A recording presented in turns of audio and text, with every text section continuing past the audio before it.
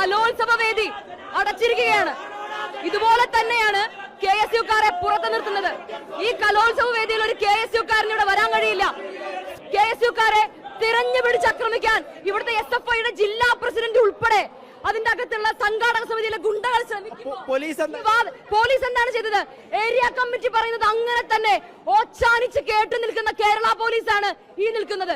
സിദ്ധാർത്ഥിന്റെ മരണം ഇപ്പോഴും SFI ക്രിമിനലുകളുടെ കണ്ണു തുറപ്പിച്ചിട്ടില്ല എന്നാണ് ഇന്നലെയും ഇന്നുമായി തിരുവനന്തപുരത്ത് നടക്കുന്ന സംഭവങ്ങൾ തെളിയിക്കുന്നത്. തിരുവനന്തപുരത്ത് കേരള സർവകലാശാല യുവജനോത്സവത്തോടനുബന്ധിച്ച് വ്യാപകമായി KSU പുതിയതായി വിജയിച്ച കോളേജ് യൂണിയൻ വിജയിച്ച സ്ഥലങ്ങളിലെ മുഴുവൻ KSU പ്രവർത്തകരെയും വ്യാപകമായി ക്രൂരമായി ആക്രമിക്കുകയാണ്. സിദ്ധാർത്ഥിന്റെ മരണമെങ്കിലും അവരുടെ കണ്ണു തുറപ്പിക്കും, അവർ പുനർവിചിന്തനം നടത്തുമെന്നാണ് ഞങ്ങൾ കരുതിയത്.